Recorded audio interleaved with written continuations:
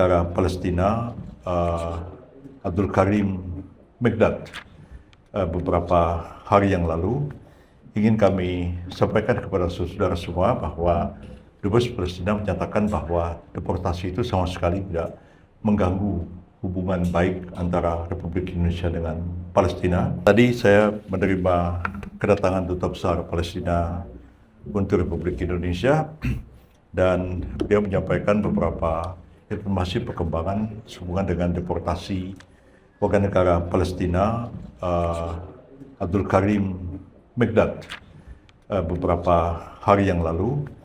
Ingin kami sampaikan kepada saudara semua bahwa Dubes Palestina menyatakan bahwa deportasi itu sama sekali tidak mengganggu hubungan baik antara Republik Indonesia dengan Palestina, karena kasus ini adalah kasus perseorangan dan tidak melibatkan instansi pemerintah ataupun hubungan antara kedua negara.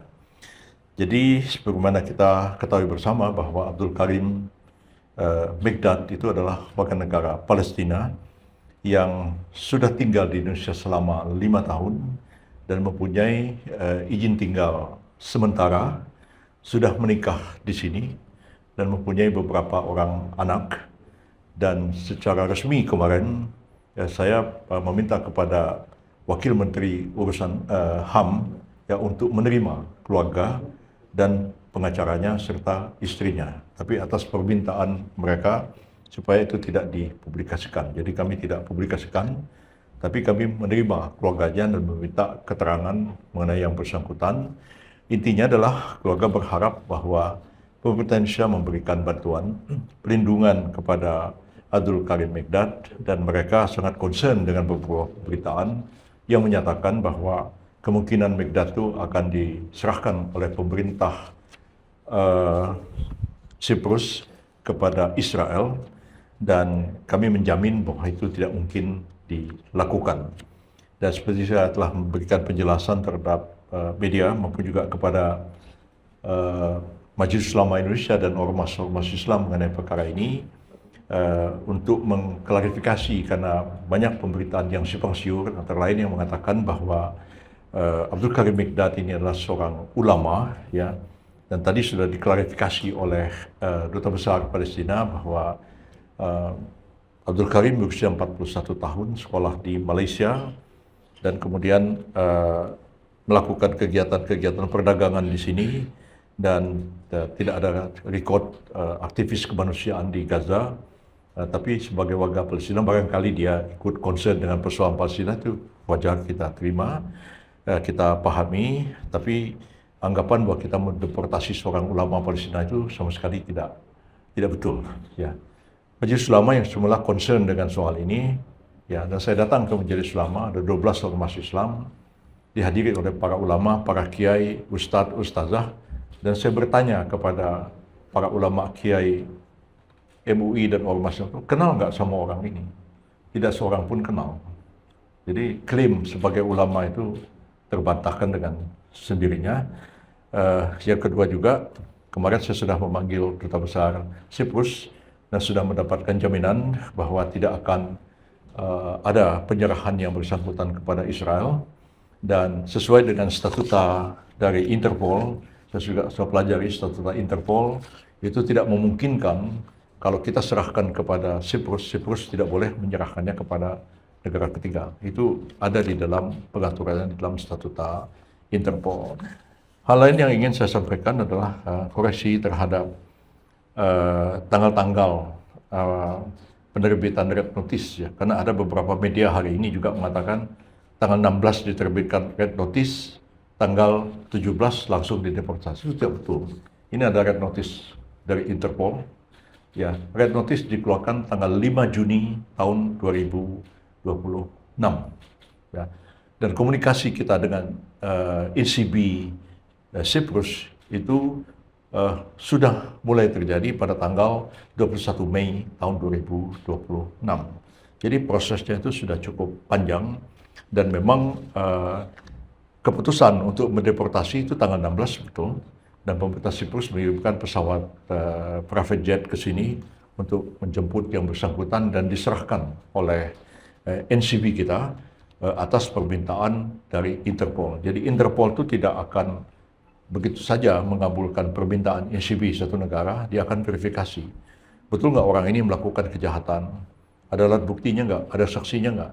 Dia sudah sampai ke tingkat penyidikan, ditetapkan sebagai tersangka atau tidak? Dia dinyatakan DPO atau tidak oleh negaranya? Dan ada kaitannya dengan masalah agama, masalah HAM, masalah politik atau tidak? Kalau menyangkut masalah HAM, agama, politik itu akan ditolak. Ternyata tidak.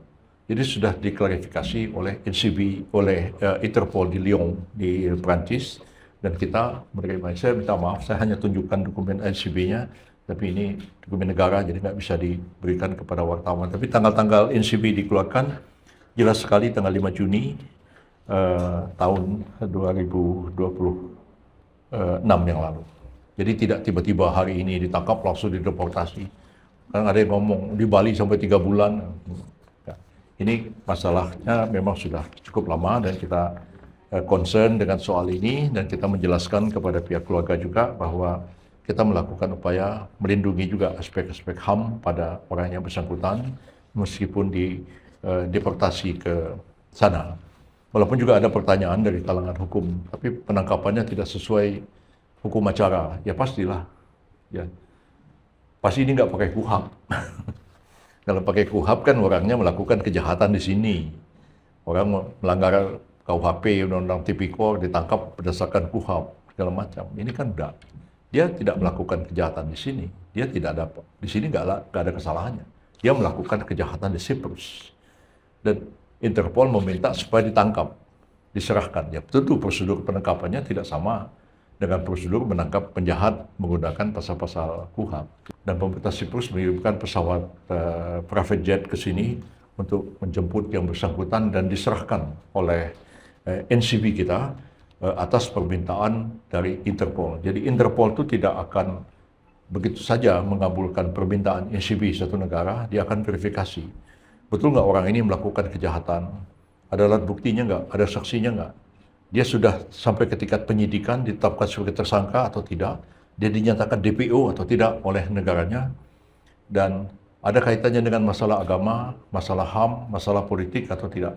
Kalau menyangkut masalah HAM, agama, politik itu akan ditolak. Ternyata tidak.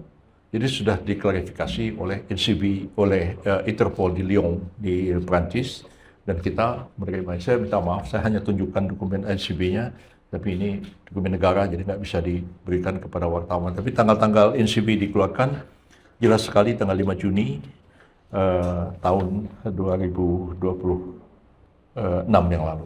Jadi tidak tiba-tiba hari ini ditangkap langsung dideportasi. Kan ada yang ngomong di Bali sampai 3 bulan.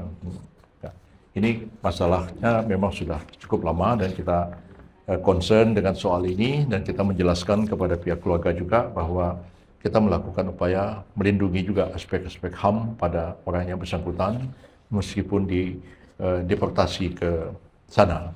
Walaupun juga ada pertanyaan dari kalangan hukum, tapi penangkapannya tidak sesuai hukum acara, ya pastilah.